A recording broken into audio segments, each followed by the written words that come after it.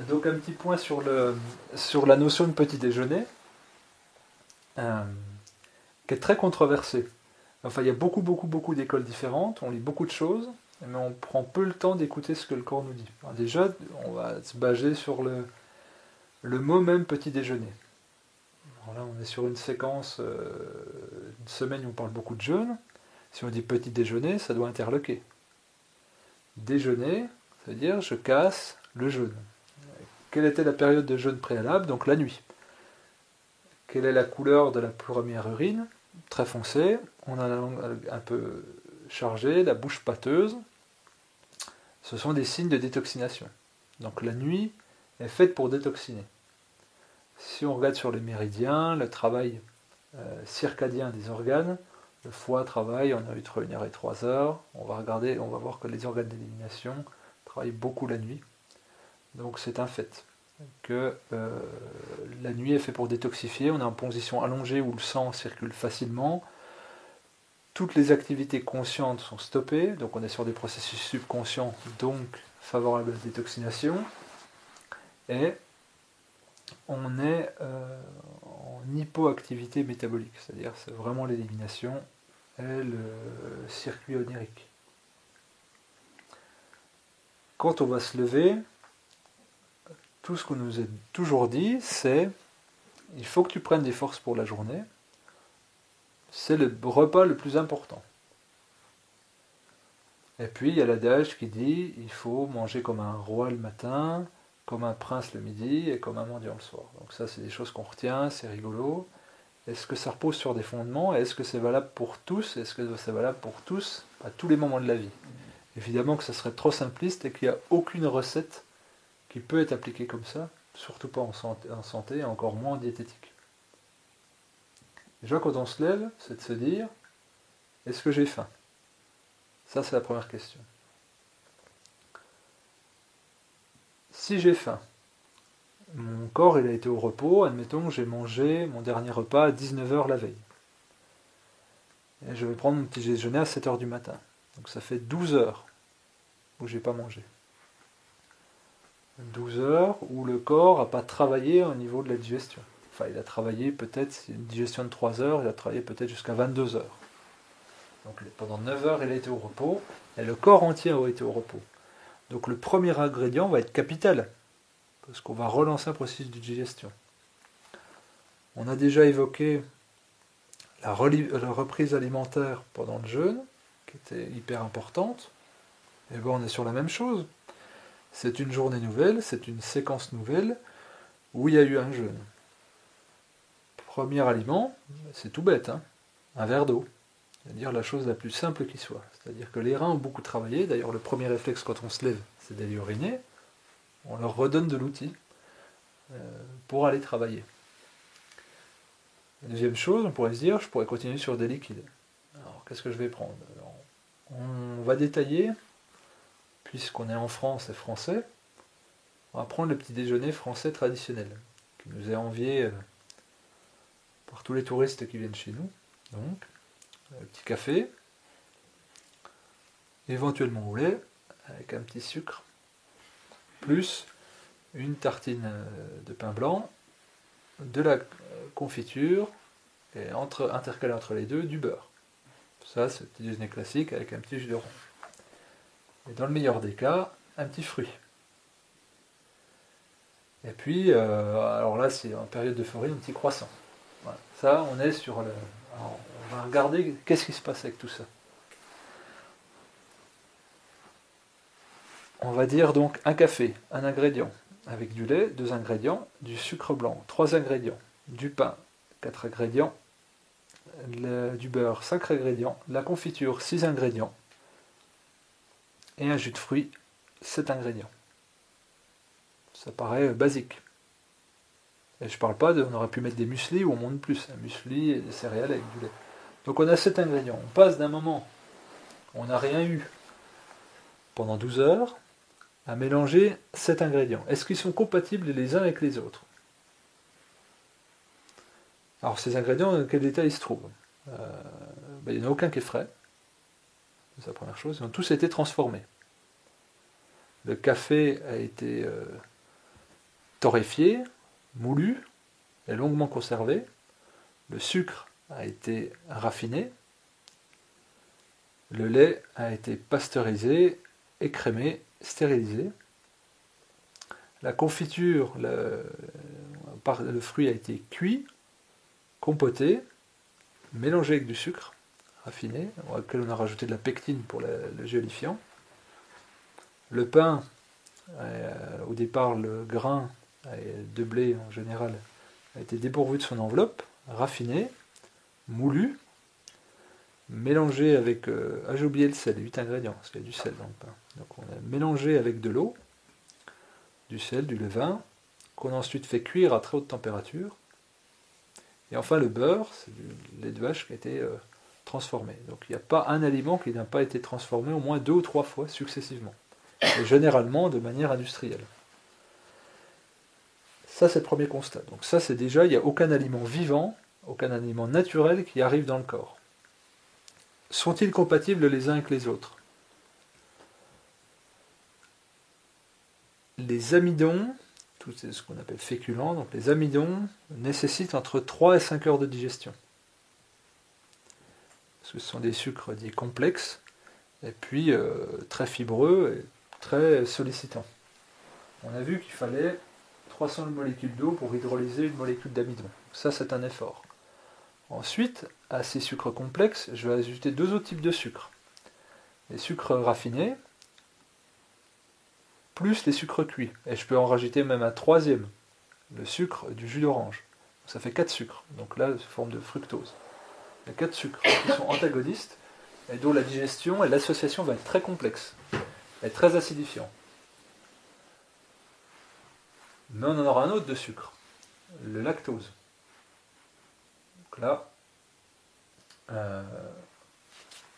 ça va complexifier le tout parce qu'on passe sur un produit laitier, donc animal. Donc 3 associations complètement incompatibles. Donc c'est des éléments solides incompatibles auxquels je vais rajouter 2 aliments liquides qui sont tout autant incompatibles, le café qui est hyper acidifiant et le jus de fruits qui est hyper acidifiant. Donc là ça forme une bouillie, un agrégat de matières qui ont individuellement peu de choses à faire le matin à jeun dans l'organisme, qui de manière associée sont relativement mais complexes à digérer. Alors, la sensation qu'on a de cette bière remplie, elle est tout à fait naturelle, parce qu'on demande énormément de travail, alors qu'on est au repos à l'organisme, et surtout au système digestif. Ce faisant, le stress que ça envoie à l'organisme déclenche tout un tas de phénomènes dans le corps, d'activation énergétique, où le corps, clairement, prend tout ça comme des toxiques. On prend ce petit déjeuner à 7 heures. À 10h, 10h30, le ventre va gargouiller. Et on se dit, tiens, c'est le coup de barre de 10 heures. Il faut que je mange. J'ai faim. Et puis, si je ne mange pas, en plus, je vais avoir un petit mal de tête. Je vais être pas bien, je vais être un peu nauséeux. Parce que c'est pas agréable. Et je vais être moins performant, en tout cas, sur mon lieu de travail. Donc, je vais remanger quelque chose. Mais ça tombe bien, 10 heures, c'est l'heure de la pause. Un petit café, un petit croissant, une petite barre de céréales, dans le meilleur des cas, un fruit. En tout cas, je mange. Mais il y a un truc qui est bizarre, c'est que notre dernier repas, on l'avait pris à 19h, et qu'on s'est réveillé à 7h, on n'avait pas de gargouillis dans l'estomac. Pourtant, on n'a pas mangé la nuit. Donc il y a un truc qui est étrange. On ne s'envoie pas le petit-déj le soir. Donc on ne s'envoie pas toute cette bouillie le soir. En revanche, si on se l'envoie le matin, parce que c'est vraiment un truc qui est hyper acide, alors que le corps est plus acide le matin et tend à s'alcaliniser avec la journée, ça se voit ça au niveau des pH urinaires qu'on peut prendre tout au long des 12 heures de la journée. Si je réfléchis à ce que ce sont des associations incompatibles, si je fais le lien entre 7h et 10h, 10h30, il y aura 3h, 3h30. C'est grosso modo le temps qu'il me faudra pour digérer ces aliments. Donc c'est le temps où ils commenceront véritablement à produire un effet sur mes cellules. Pourtant, c'est à ce moment-là que le corps réclame quelque chose. Je ne dis pas réclame, semble réclamer quelque chose. Est-ce que le gargouillis dans l'estomac ne serait pas plutôt un symptôme? C'est-à-dire une tentative de remise en place de quelque chose qui a été malmené.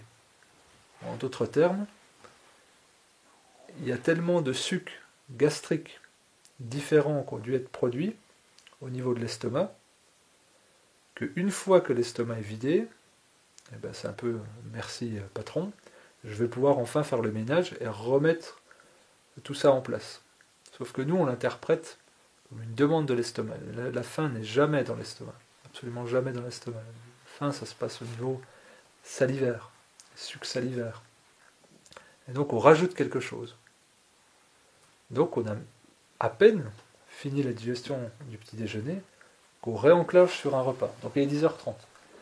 Si je mange un produit céréalier, quel qu'il soit, croissant, barre céréalière, je suis de nouveau, aussi petit soit-il, reparti pour 3 heures de digestion, le temps pour les amidons. Ça m'amène à 13h30. Le truc, c'est que je mange à 12h30. Donc j'ai pas fini la digestion complète de ma barre céréalière, que je renchaîne sur un bol alimentaire du midi. Imaginons que j'ai du pain ou de la viande, je suis reparti jusqu'à 16h pour la digestion. Et à 16h, je fais un petit coup de barre, je reprends quelque chose à manger, quoi que ce soit. Dans le meilleur des cas, je repars pour 1h30. Ça m'amène à 17h30. Je rentre à la maison. Je vais grignoter un petit truc à la maison, mais pas grand-chose.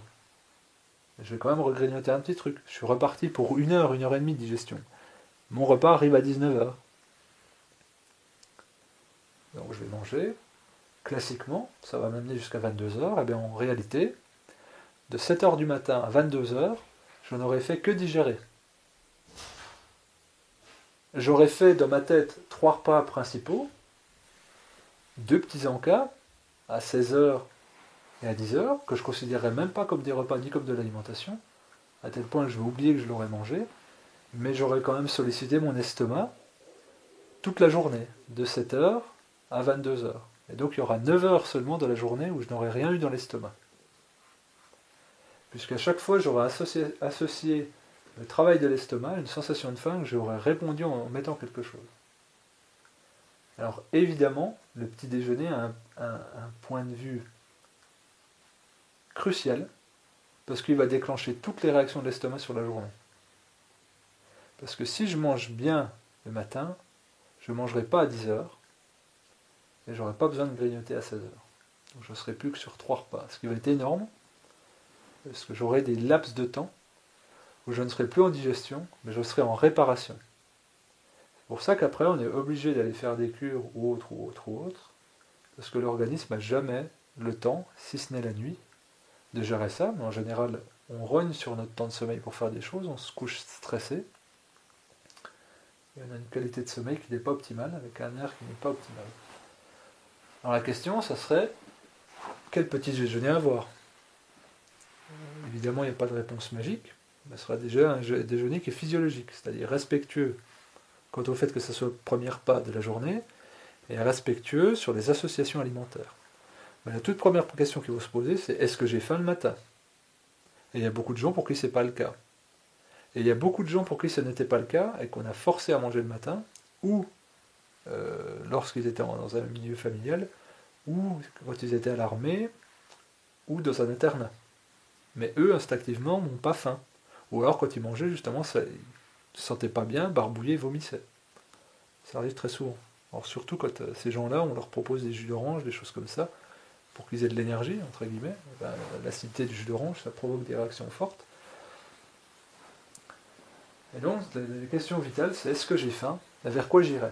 Alors, si on a peur de la fatigue, parce qu'on est tenu par ça, on a peur d'être fatigué, on prend du café. Le café, c'est un stimulant, mais surtout, qu'est-ce qui fait qu'on est vitalisé par le café? On n'est pas vitalisé par le café. Le corps se met en excitation nerveuse pour éliminer le café qui est reconnu comme un produit toxique. Bien sûr que la caféine aura un effet, mais c'est surtout le fait que le corps se mette en alerte pour gérer une urgence immédiate, un produit qui n'est pas préparé dans les bonnes conditions pour qu'il soit consommé correctement. Donc c'est un énervement. Et c'est pour ça qu'après, il faut que je prenne un café toutes les 2-3 heures, une fois qu'il a pu faire son effet. en réalité, une fois qu'il n'y a plus d'énervement. Le meilleur petit déjeuner, selon moi, c'est des fruits doux. Dans les quantités qu'on veut. Pourquoi les fruits? Parce qu'ils vont être très physiologiques pour reprendre leur repas, et parce qu'ils sont digestes en 3 heures, en 30 minutes. Donc justement, ça en met en perspective par rapport à les 3 heures. Et là, c'est tous les gens que je conseille, et je dis pas la majorité, je dis bien tous les gens que je conseille, quand je dis tous, c'est 100%. À chaque fois que je recommande des fruits au petit déjeuner, me disent, déjà que j'ai faim à 10 heures, là vous êtes en train de me tuer. Donc, où je m'énerve, gentiment, je suis toujours gentil, donc même mon énervement est gentil, où je passe des minutes à expliquer, où je passe des dizaines de minutes à enlever l'angoisse. Je dis, au pire, vous prenez plein de trucs sur vous. Et je redis, personne ne revient en arrière une fois que ce petit déjeuner de fruits a été fait. Parce que ça passe mieux, j'ai plus de coups de barre à 10 heures, j'ai plus d'énergie qu'avant. Ça paraît un miracle incroyable, parce qu'on a mis plein de trucs d'habitude, on a mis 8 éléments différents. Sauf que là, on met une seule et même variété d'aliments. Mais moi, j'en rajoute une deuxième, des oléagineux. Je vais vous mettre des noisettes, des amandes, des noix de cajou, pistaches, peu importe. Et là, vous avez les acides gras, les protéines, les vitamines, les minéraux, les glucides évidemment. Et tout est bien. C'est suffisant. Et j'invite tous les gens, si ça ne vous parle pas au bout de 10 jours, vous changez. Personne ne change. Qu'est-ce qu'il y a de plus agréable que de manger des fruits frais et sucrés le matin? Il n'y a rien de plus agréable. Qu'est-ce qui est le plus digeste que les fruits? Rien. Qu'est-ce qui est le plus énergétisant que les fruits? Rien. Et l'avantage, c'est que les fruits ont beaucoup de fructose. Et que tout le fructose qu'on n'a pas utilisé en énergie va être stocké au niveau du foie et relâché au cours de la matinée au moment où il y aura besoin d'avoir de l'énergie. Donc le petit déjeuner, pour moi, il est très simple. C'est où on n'a pas faim, où on mange des fruits et des oléagineux, en quantité qu'on veut. Et si jamais on a peur du coup de barre, ou si jamais on a une activité qui est très sollicitante, on prend des fruits ou des fruits secs, ou des petits oléagineux à grignoter le matin, des choses qui sont très facilement digestes et qui ne nous amènent pas à relancer la digestion toute la journée. Parce que c'est-à-dire que si vous mangez vos fruits le matin à 7 heures, on va dire à 8h moins le quart, vous avez fini de digérer, de 8h moins le quart jusqu'à 12h30 votre repas, vous avez 4h30 où vous êtes au repos. C'est énorme. Et si vous ne grignotez pas l'après-midi, pareil, vous pourrez recapitaliser sur 4 heures. Donc on passe de 0 heure de temps disponible pour la réparation à 8-9 heures. Avec quelques règles toutes simples. Donc le déjeuner, en effet, dans ce qui est dit, c'est le repas le plus important dans la journée, mais c'est pas en volume. C'est en qualité et puis en dépense énergétique que c'est le plus important. Et si je grille toutes mes batteries le matin, je vais tenir qu'à la stimulation, à la machine à café ou autre.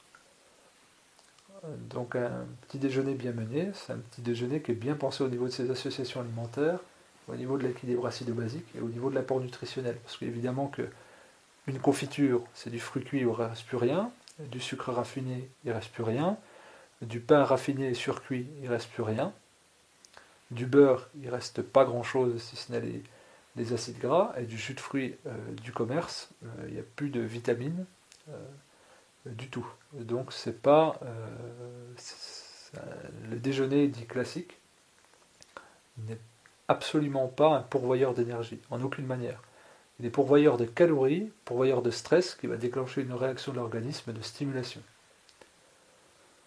Le mieux, c'est de faire son expérience, de tester, de partir sur des choses riches en fruits, avec quelques fruits secs, des oléagineux, et puis de voir ce qui se passe, d'analyser ses journées, puis de prendre le temps de faire son expérience, puis après d'ajuster en fonction des saisons, en fonction des besoins du corps, et en fonction des expériences qu'on mature au fur et à mesure.